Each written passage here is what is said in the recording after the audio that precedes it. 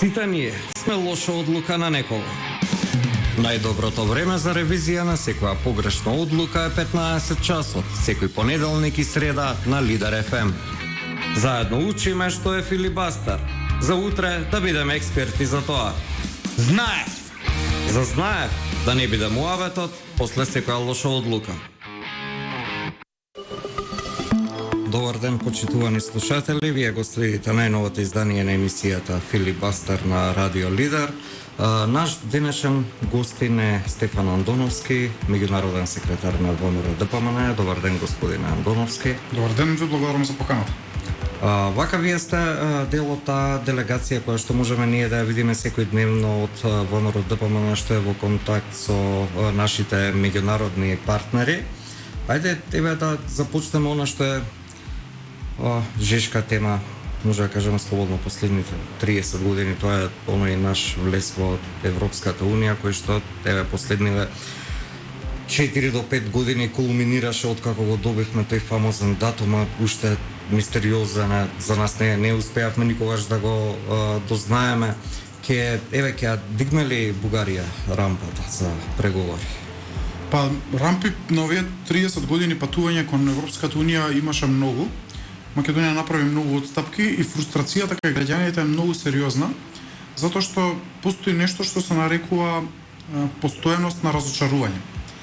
Имено пред 20 години кога Македонија прва од регионот го потпиша договорот за стабилизација и асоциација со Европската Унија, што требаше да значи брз почеток на преговори или отворање на патот за Македонија во ЕУ, тогашните деца кои што се родија гласа на последните два изборни циклуси.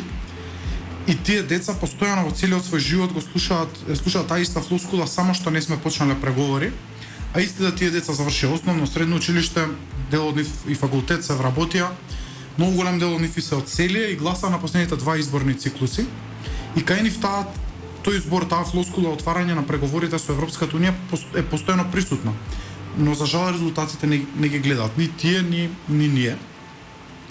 За жал можам да забележам дека не постои расположение кај Бугарија да го тргне ветото, односно да ја крене оваа рампа, доколку Македонија не е подготвена на нови отстапувања, за кои што никој не дава гаранција дека би биле последни отстапувања на патот кон Европската Унија. Јас често знам да кажам дека барањето за вклучување на бугарите во македонскиот устав е релативно ново барање.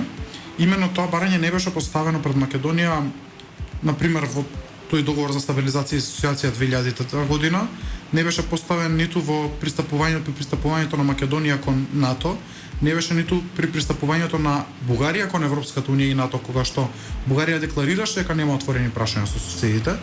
Ако сакате, не беше ни поставено ни при потпишувањето на оној договор кој ние толку го критикуваме во 2017 година меѓу Македонија и Бугарија. Јас често кажувам дека ова барање е поново дури од барањето за лет Скопје-Софија. Што значи дека како ново барање тоа може да биде само предигра или само забава за широките маси, додека позади завесата се случуваат некои други потешки барања или се поставуваат некои посериозни услови, за кои што мислам дека македонскиот народ не е подготвен да ги има. Долгата приказна накратко, очекувањата дека сега во јуни нешто ќе се случи се по моje мислење со едноцифрен процент дека има веројатност да се случат. Колку Македонија доби со тој договор со Бугарија? Беше потпишан пред 4-5 години исто, меѓутоа ние до денешен во суштина не ни дознавме што се е потпишано и што се е вклучено во тој договор. Меѓутоа придобивки нема ни за едната, ниту пак за другата страна. Не само што нема придобивки, тој договор отвори прашања и отвори болни рани кои што претходните 25 години не постоја во македонско-бугарските односи. И вие ќе видите сериозно влошување на македонско-бугарските односи и на индивидуално ниво помеѓу луѓето, и на ниво на економија, и на ниво на образование, култура и било каква друга соработка. Дури последниве 2 години гледате сериозен пат на туризмот од Македонија во Бугарија. Тоа е затоа што македонците се чувствуваат разочарани и си велат дека не е време парите да ги трошат во најблиското соседство во Бугарија, а знаеме порано дека имаше редици на границите кога се одеше во Бугарија за шопинг, кога се одеше за викенд за скијање, кога се одеше на море и така натаму. Што значи дека овој договор има направена штета на меѓучовечките односи помеѓу Македонија и Бугарија, дури и на лично, на индивидуално ниво. Што се однесува до политичко ниво, ние бевме убедувани при потпишувањето на тој договор дека со овој договор сите прашања помеѓу соседите се затвораат и дека ВМРО ДПМН како партија што е суетна, како што бевме наречени, туку и е криво или е љубоморна што Заев, големиот европеец, успел да ги затвори овие прашања со соседите. Гледаме дека договорот само отвори нови прашања, отвори нови болни теми, кои што општествата со тек на време успевале да ги надминат за да соработуваат. Познати се проектите во образованието кои што сме ги имале помеѓу Софискиот универзитет и Универзитетот Свети Кирил и Методи во Скопје, без никаков проблем, без потреба од таков договор. Моje мислење е дека договорот направи сериозна штета и дека ја отвори Пандорината кутија со нови проблеми и не гледам можност да тие работи се спречат во блиска иднина. Барем не со оваа влада. Очекувате, еве конкретно имаме многу куси рокови, околу 20 на дена, додека треба да се решат овие работи. Гледаме дека последниве денови и министерката за надворешни на Бугарија речи секојдневно доаѓа кај нас, нашиот министер Османи оди таму. Дали има простор еве за овие 20 на дена да се најде заеднички јазик? Па, ова прашање за жал не можам директно да го одговорам, затоа што ВМРО ДПМН е тргнато настрана од процесот на преговори, уште од почетокот, иако баравме и кажувавме дека е добро да владата ја има опозицијата на своја страна како еден вид заштитник, брана од правење на сериозна национална катастрофа која што ќе има повеќе генерацијски удел, која што нема да биде само политички кикс на оваа гарнитура, туку ќе значи грешка која што ќе трае и во наредните децении. За жал бевме екскомуницирани од страна на власта, ниту се разговара на Комисијата за меѓународни односи во собранието, ниту сме поканети да учествуваме во работните групи како што тоа го побаравме во работната група која што има суштина. Инаку ние сега да разговараме дека треба да има соработка во фудбалот меѓу Македонската фудбалска федерација и Фудбалската федерација на Бугарија е бесмислено. Тука не ви се потребни никакви меѓународни договори, се постојат формите на соработка. Клучната позиција беше да учествуваме во преговорите со Бугарија по овие теми. Не учествуваме. Бугарија е во една покомотна позиција, не само затоа што е членка на Европскиот клуб, туку затоа што владата и новата влада на Бугарија и претходните технички правителства имаат сериозна поддршка и комуникација со внатре во нивното собрание. Независно што партиите во собранието на Бугарија се меѓусебно се разликуваат по нивните ставови, имаме потврди, помеки струи и така натаму, тие тоа го дискутираат внатре. На крајот на тие дискусии во собранието институционално тие излегуваат со еден унисон многу тврд став. Додека од македонска страна ние иако успеавме да ги исцртаме црвените линии, не успеавме да излеземе со заеднички став затоа што ВМРО ДПМН ги нема потребните информации. Но она што можам да го кажеме дека ние во ниеден случај ниту ќе поддржиме договор, ниту ќе се обврземе на почитување на таков договор со Бугарија, кој што ќе значи подривање на македонските национални интереси, ако претходно не бидеме консултирани да видиме дали можеме да ги подобриме тие состојби внатре во договорот и дали тие се прифатливи за огромното мнозинство на македонските граѓани.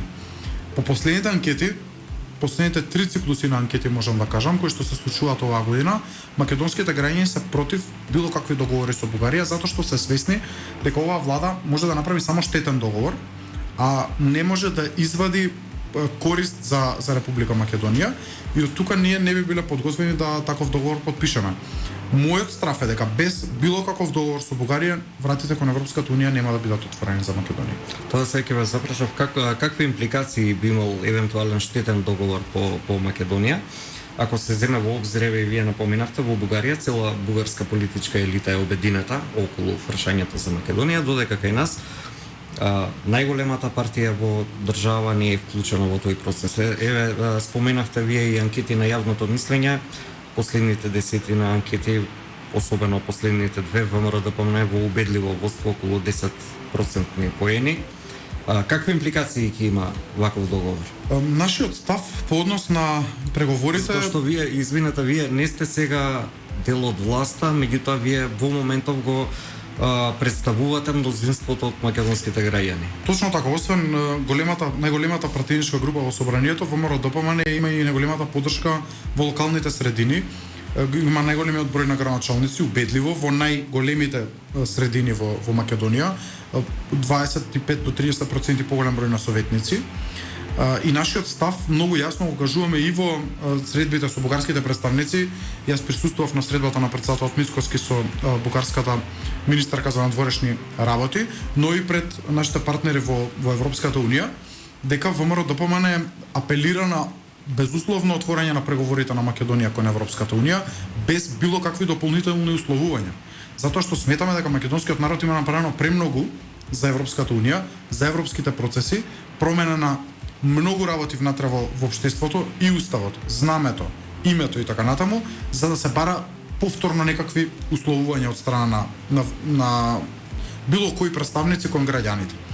Доколку се оди на брз договор со Бугарија, опасноста е дека тој договор ќе биде многу поштетен од договорот потпишан во 2017 година, за кој што зборувавме дека има најмалку 5 сериозни суштински недостатоци кои што го прават проблематичен. Тоа е неизбалансираноста, тоа е негрижата за македонскиот јазик, тоа е апелот дека ќе се бара заедничка еднаква иста историја, тоа е недостатокот на обврски од страна на Бугарија, а огромниот број на обврски од страна на Македонија, како и начинот на кој што беше потпишан и на неговата имплементација. И сметаме дека било каков нов договор ќе биде уште поштетен. Но македонските граѓани можеме и од тука да апелирам дека треба да бидат спокојни, затоа што таквиот договор нема да помине, затоа што ВМРО ДПМН нема да даде поддршка за такви договори и нема да дозволиме македонскиот народ повторно да извиси. Напротив, ќе се залагаме и ќе се бориме за тоа да имаме пристапување базирано на принципи и пристапување кој што ќе значи европеизација на Македонија, а не бугаризација на европскиот процес. И нема да дозволиме билатерални прашања на етнонационални политичари кои што повеќе наликуваат на етношовинисти да се представуваат како европски барања. Тоа како гаранција го имаме и од страна на нашите европски пријатели дека нема да дозволат такви процеси да се случуваат, но сепак заштитата на македонскиот национален идентитет е наша македонска работа. Ние многу долго се залажуваме со тоа дека други ќе ни ги штитат македонските национални интереси, дека поголемите пријатели на Македонија како што се Соединетите Американски држави, како што се Германија или пак во одредено време воено како што беше Турција, дека ќе ги штитат нашите интереси. Тоа не може да биде така, затоа што светот се базира на националните интереси на државите кои што го сочинуваат тој светски поредок. И ако вие самите не се грижите за вашиот национален идентитет, за вашите национални прашања и интереси, не можете да очекувате дека некој друг тоа ќе го прави за вас. Наша обврска како народ е да си ги заштитиме македонските национални интереси и имаме можност тоа да го направиме и на избори и користејќи ги сите други демократски средства. Одредени европски политичари, вклучително и францускиот председател Емануел Макрон, излегува се една нова идеја за формирање така наречена, може слободно да наречеме Европска втора лига, држави кои што не се членки на Европската унија, држави како нас кои што се на прагот на Европската унија веќе 20 на години. Колку Македонија припаѓа таму? Македонија, ако се одлучи на таков чекор, тоа ќе биде најголемиот историски пораз кој што ни се случил како држава, на ниво дури пострашно од Преспанскиот договор. Зошто го велам ова? Оваа идеја за Европа на две брзини или сега европска интеграција на две брзини е многу проблематична. Прво затоа што излегува надвор од оној процес кој што веќе е прифатен од страна на Европската унија на кластеризација. Значи да видиме дали можеме поопипливи резултати во проширувањето да постигнеме и во државите кандидати, но и во државите членки, да тие почувствуваат взаемна поврзаност. Ова излегува надвор од тоа. И второ, не става во клуб на држави во кои што, извинете, јас како човек кој што и се образувал во Западна Европа и во Соединетите Американски држави, не би сакал да бидам. Искрено, мене како модел на по кој што сакам да се движим и како што сакам да се развиваме, би ми била една Словенија или една Германија или една Австрија, а не една со должна почит Молдавија, Босна и Херцеговина, Косово, Албанија. Така што со должна почит кон сите држави и кон нашите соседи вклучително, сметам дека на сите нас целта треба да не биде да станеме европски држави, да донесеме европскиот начин на функционирање во нашите држави, во сите наши држави, не само во Македонија, наместо да направиме некој регионален меур кој што ќе биде себе доволен, ќе бидеме нешто некако поврзани со Европската унија, но нема да ги воведеме во целост начинот на размислување, начинот на функционирање. Ние имаме сериозни домашни проблеми, но сериозни домашни проблеми имаше и Романија и Бугарија кога пристапија кон Европската унија и сметам дека сега е време да Европа геостратешки покаже дека е едно големо обединето семејство, а не дека е расцепкана, поделена, мрзелива стара структура која што не може да се прилагоди на брзите нови промени кои што се случуваат. Јас би сакал да ние имавме проблеми во моментов со вештачка интелигенција, со борба кој подобро ќе заштити животната средина, со економскиот стандард, но ние имаме војна на границите на Европа и во време на војна на границите на Европа време е за сериозен стратешки пристап од страна на европските главни градови, а не половични решенија, не поделба на граѓаните на полуевропјани, на европјани од, како што вие кажавте, втора лига. И тоа е многу навредливо за нас. И дури и во мирни услови во Европа ова би било поразително, но во сегашната ситуација, како што се сега работите, ова би бил најголем генерацијски пораст на Македонија, на македонската политика и на македонската дипломатија. Не мислите дека Македонија заслужува место таму? Еве, ако земеме објективно да погледнеме дали нашава држава си ги заврши оние домашни задачи зададени од Европската унија. Тука говориме и за човекови права, владење на правото. Видовме последните анкети дека само 8% од популацијата верува во судството. Ние имаме случаи кога еве во корона кризата за набавка на вакцини ние правевме некои криминогени шеми преку фирми отворени ден претходно во Хонг Конг за набавка на вакцини.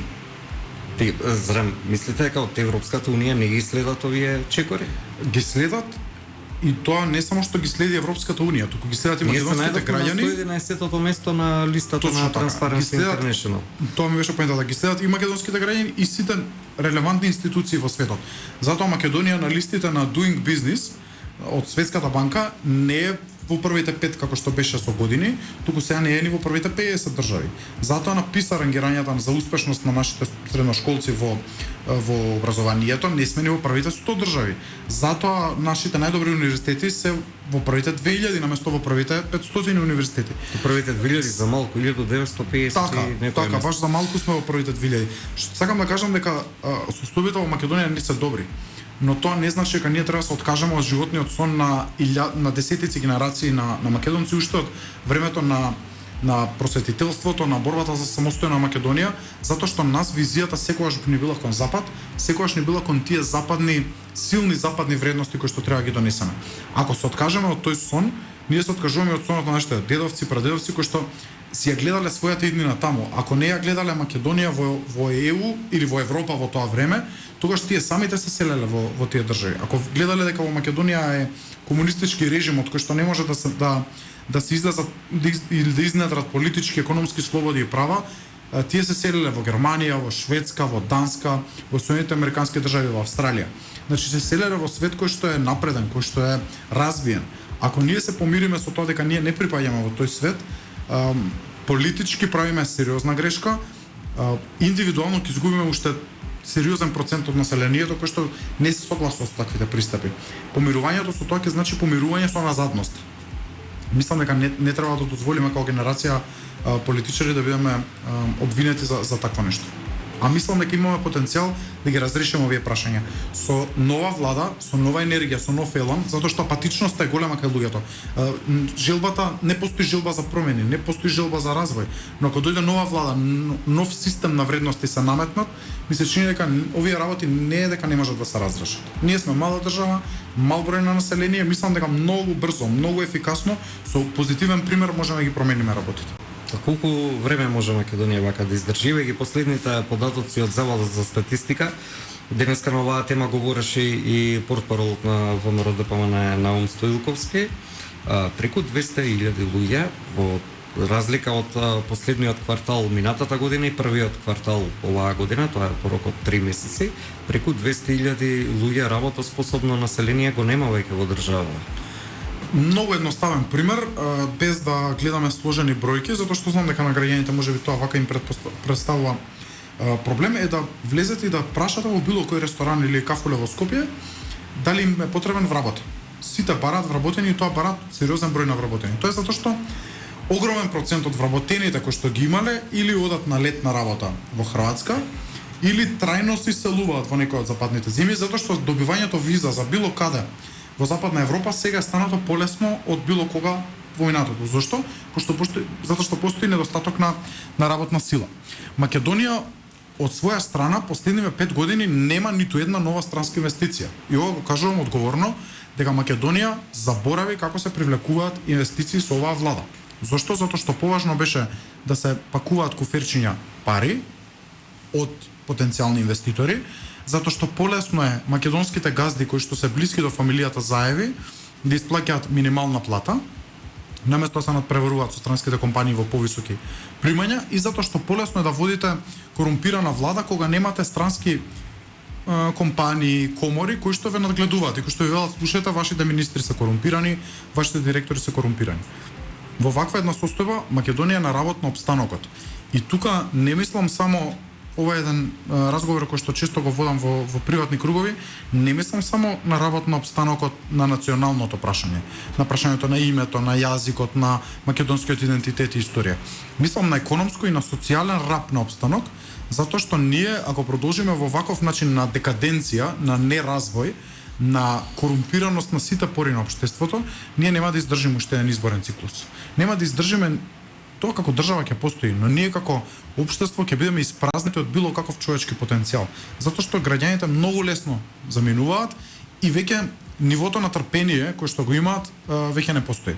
Се иселуваат не само млади образовани кадри, се иселуваат и цели семејства, се иселуваат вработени лица со високи плати, со своите деца, со своите родители, значи повозрастни, така што имаме еден целосен брейн дрейн од државата и една целосна дисфункционалност. Ако дозволиме ова да продолжи, одиме во многу лоша замка да ние немаме држава која што ќе треба да се развива. Нема да имаме што да развиваме. Токму затоа и ова често го зборуваме дека ВМРО ДПМН би било во многу комотна позиција ако рече во ред, оваа влада не ја бива, но ние ги имаме општините, имаме каде да се фокусираме, ќе реализираме проекти и реформи во општините, ќе покажеме дека знаеме дека сме поинакви и 2024 година на редовни парламентарни избори ќе победиме со 2:1, 3:1 против СДСМ, па потоа ќе му ја мислиме каде ќе се движи државата. Но тоа е несериозно од наша страна. Тоа е несериозно ако сакате и затоа што граѓаните сваќаат дека би можеле да сватат дека на ВМРО ДПМН му е сеедно што едните крадат, па сега и другите ќе крадат. Ние имаме историска одговорност да ја вратиме државата на победнички патеки. Но тоа ако за да премине од вака едноставни зборови кои што можеби и вашите слушатели им се слушнати стотици пати ќе речат ова е зборување само во празно само за да се дојде на власт.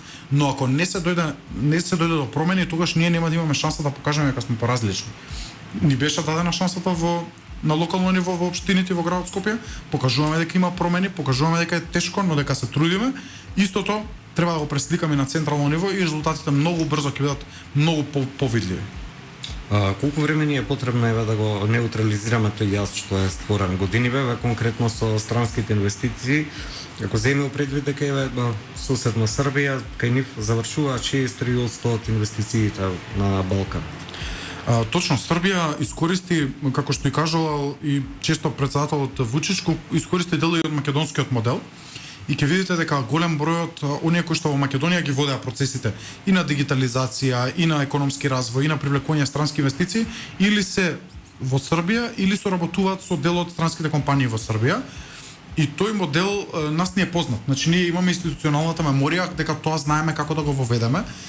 Имаме кадар, имаме програма како ВМРО ДПМН и сметам дека со таква една силна програма за 2 години од доаѓањето на власт ние ќе имаме веќе сериозни опипливи разлики кои што ќе можат да бидат забележани. Внимавам во тајмингот кој што го кажувам, не велам 100 дена, не велам 3 месеца, велам 2 години, затоа што тоа е пола мандат во кој што промените што ќе ги направите во првите 100 дена ќе бидат веќе видливи во тие 2 години и ќе можеме да циклусите кои што ги имаме надминато или кои што ги имаме изгубено, повторно започнеме да ги враќаме.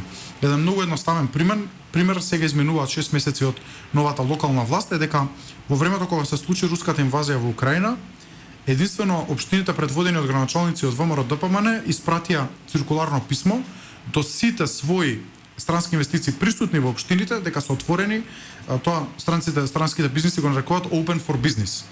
Дека нашите простори се отворени, општините се отворени, ако тие сметаат дека дел од своите погони на производство од жариштата на војната во Украина или во соседните држави на Украина треба да ги пренесат на Балканот, да ги пренесат во Македонија, односно да ги доближат до постоечките објекти. На тој повик се одзваа, мислам дека 2 или 3 германски компании. Дел од нив решија да своето производство го пренесат некаде на друго место во Централна Европа, но оние кои што се одлучија да го пренесат во Македонија ќе ги имаат сите погодности кои што општините може да им ги обезбедат, брз проток на документи, брзи административни постапки, за да можат полесно да привлечат нови вработени во Македонија, и се надеваме дека овој процес, овој пример ќе биде добар и за централната власт. Ако ВМРО ДПМН ќе предводи централната власт, можам да гарантирам дека тие процеси ќе се вратат на посакуваното темпо.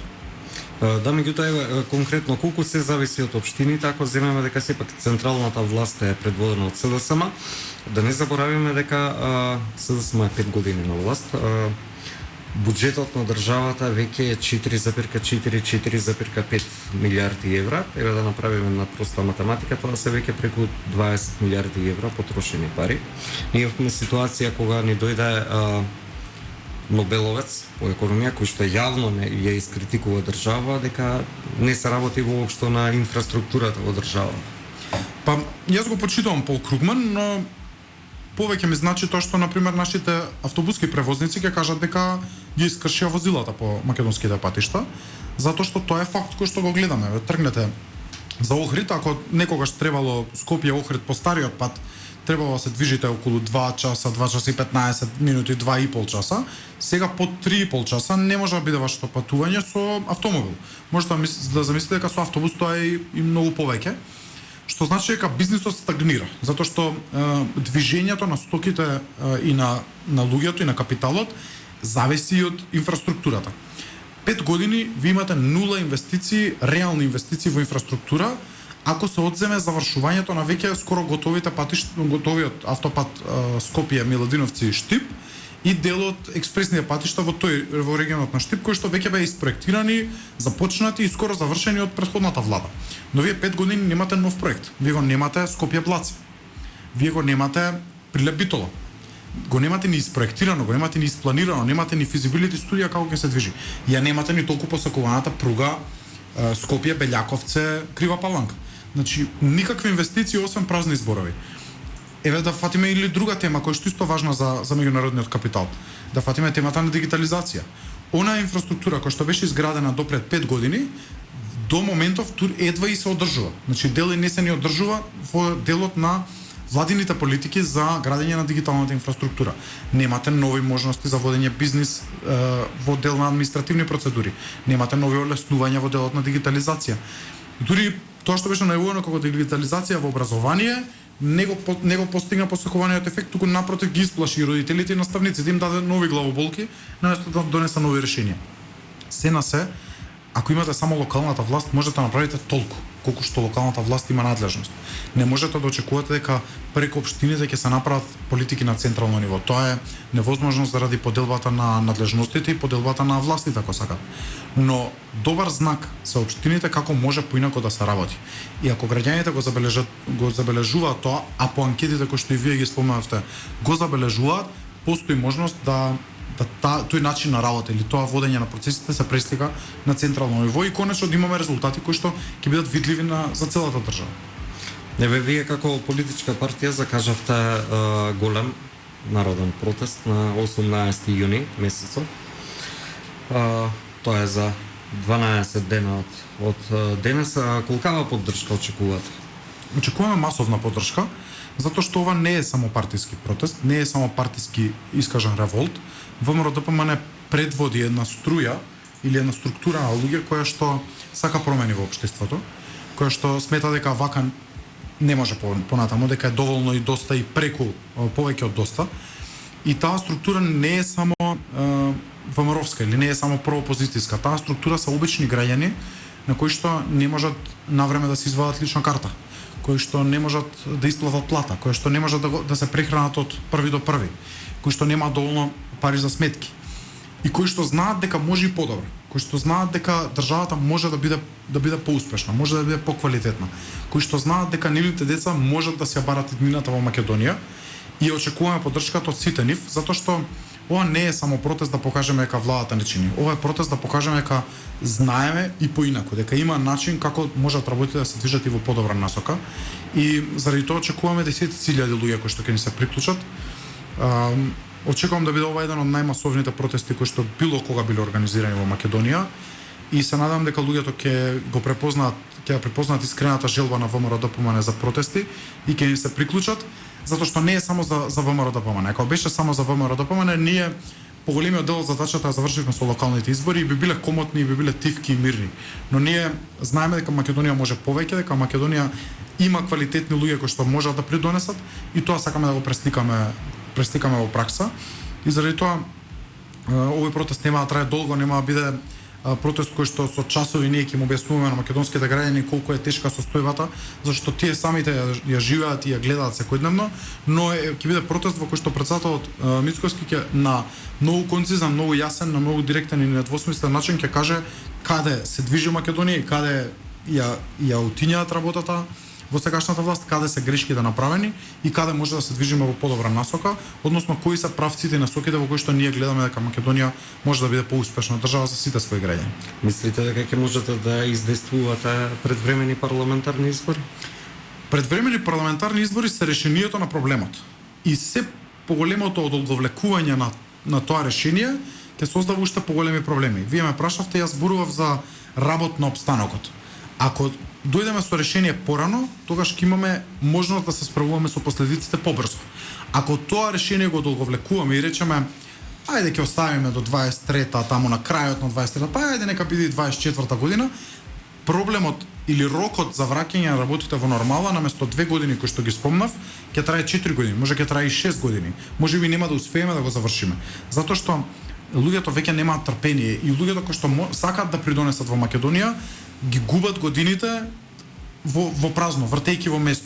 Ако не им дадеме простор на тие луѓе да се размавнат, да покажат колку знаат да реализираат, тогаш ќе имаме сериозен проблем да ги вратиме процесите на правилниот колосек. Заради тоа бараме и брзи предвремени избори, затоа што очигледно дека оваа влада нема капацитет. Ете, дадовме 100 дена, дадовме да покажат дека можат поинаку, дадовме да видиме дали имаат некој нов кадар да се појави, но извинете, Оливер Спасовски е 8 години министер за внатрешни работи. 5 години во полна власт, како што се влада, но имаме и претходно во техничката влада од 2015 година. 7 години се поминати од 2015 година.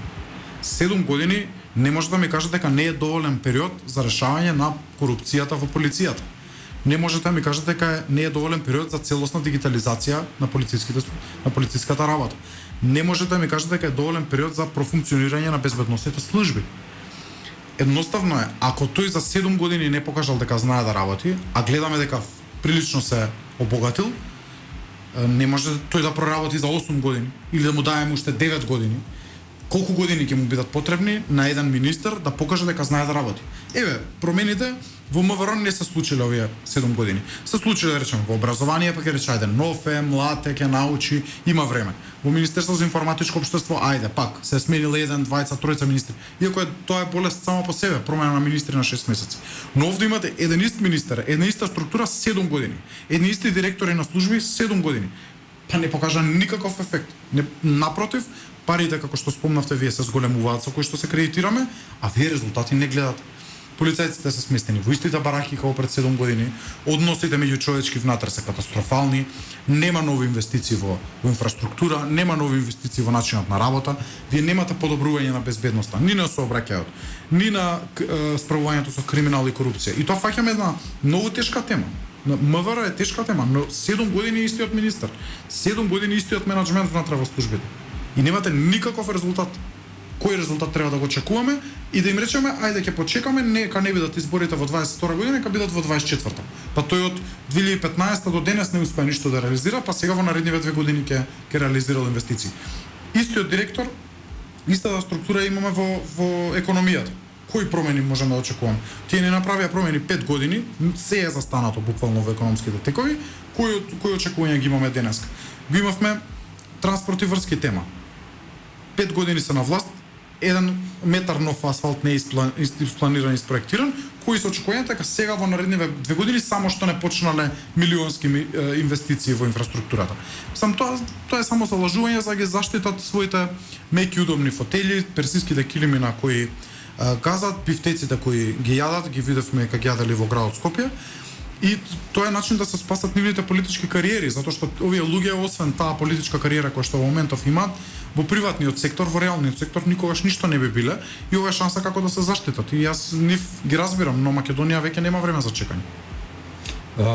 Иве, како мислите да издействувате? Споменавте вие и дека предвремените парламентарни избори се решавање на проблемот, тоа е решавање на проблемот за вас, можеби за граѓаните, меѓутоа за актуелната власт тоа се уште 2 години власт, тоа се уште 9 милиарди евра буџет. Знаете тоа уште колку тендери се во 4 очи? Точно, многу тендери, многу се меки фотелите во кои што седат, многу е замаеноста голема, меурот е затворени се во тој меур и не гледаат каква е надворешната средина. Но јас ќе потсетам дека СДСМ има тенко мнозинство во собранието. СДСМ дури самата е една од втора партија по големина во собранието, со сериозно мал број на пратеници, но во таа владина коалиција поддржуваат и луѓе кои што велеа дека до април има рок СДСМ да го промени изборниот законник за да дозволи подобро представување на помалите политички партии во една изборна единица, во спротивност дека ќе напуштат владата. Април помина, мај помина, еве го јуни поминува.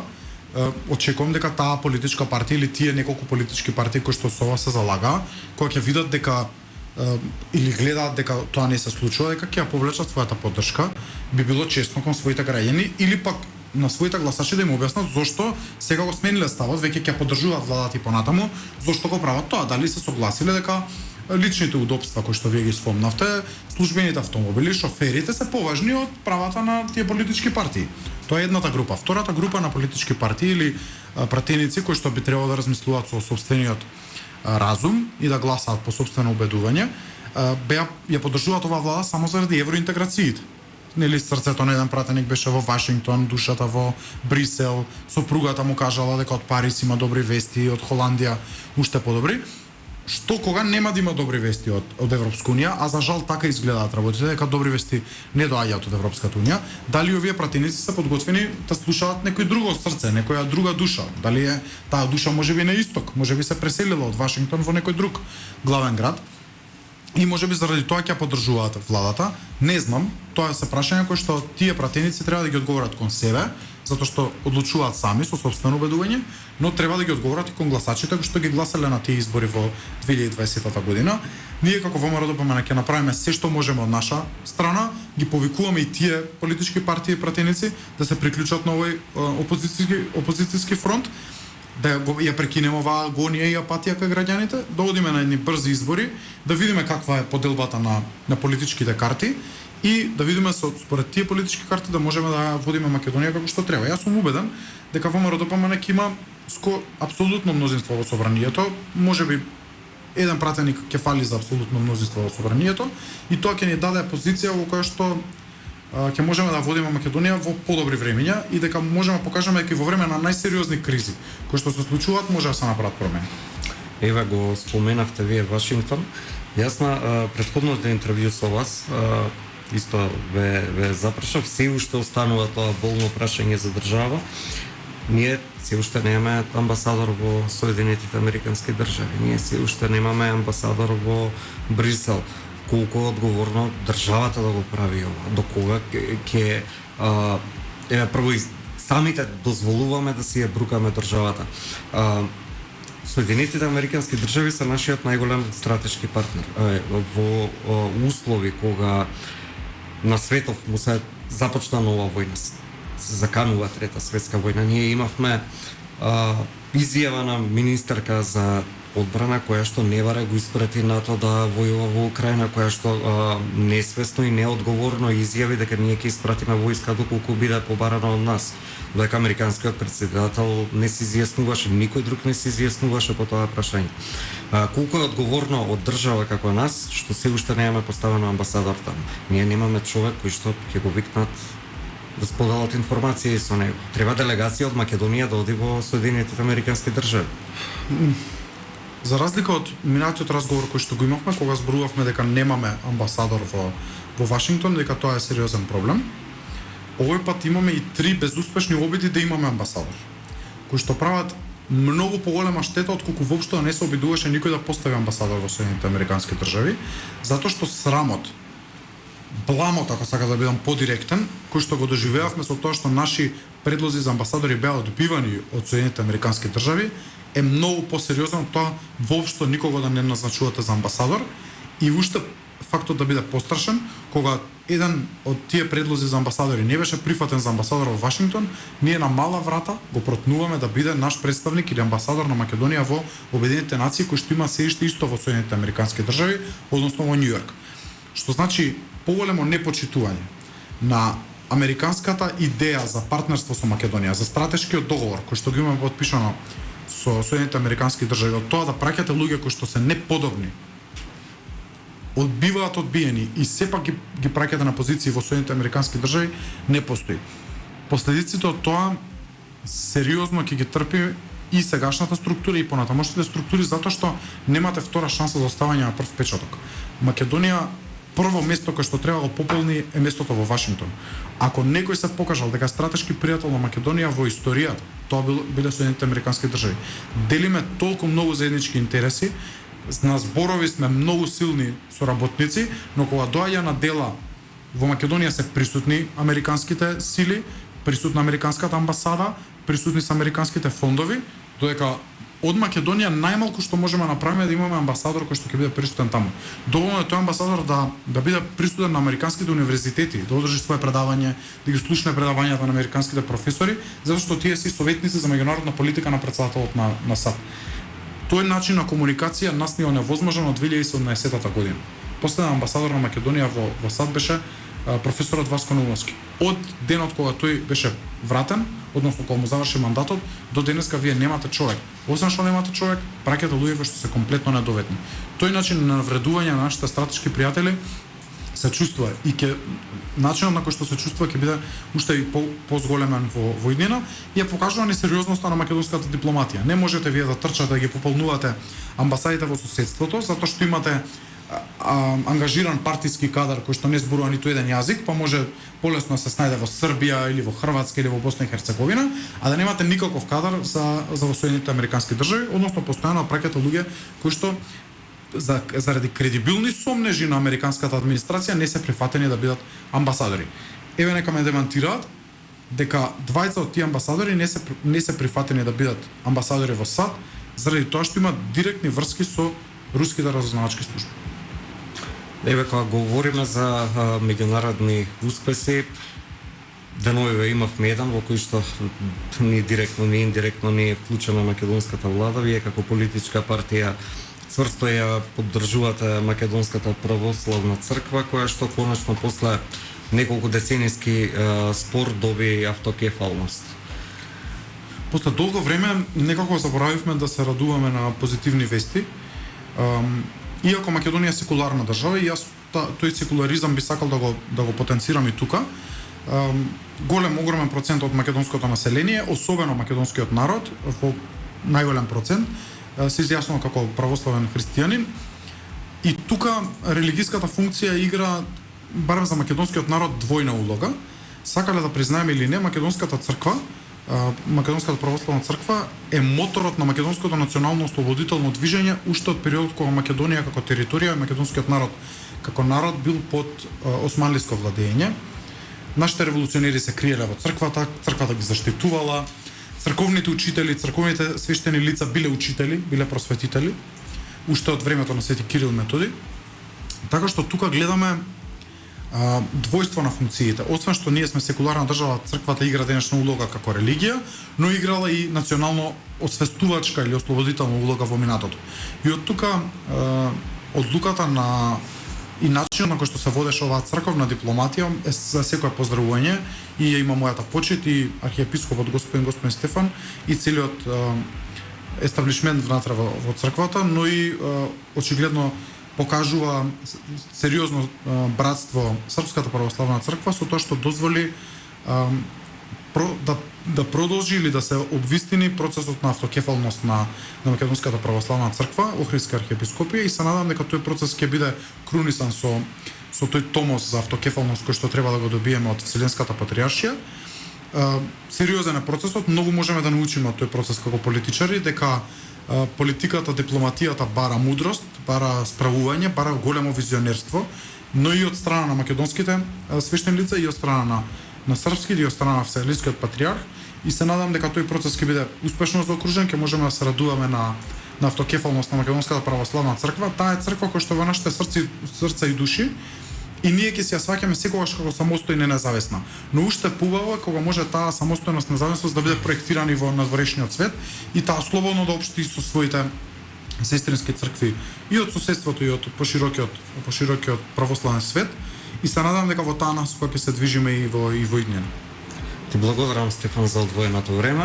Благодарам и на вас за поканата, ми беше секогаш задоволство. Се надевам на наредното интервју веќе ќе имаме амбасадор во САД. Да се надевам со некој кој што нашите стратешки партнери би го почитувале. Ти благодарам уште еднаш. Почитувани слушатели, вие го следевте најновото издание на емисијата Филибастер, техничката реализација на Горан Лазаревски, тонската на Димитар Митровски, главен и одговорен уредник на Радио Лидер е Љупчо Златев. Имајте убав ден.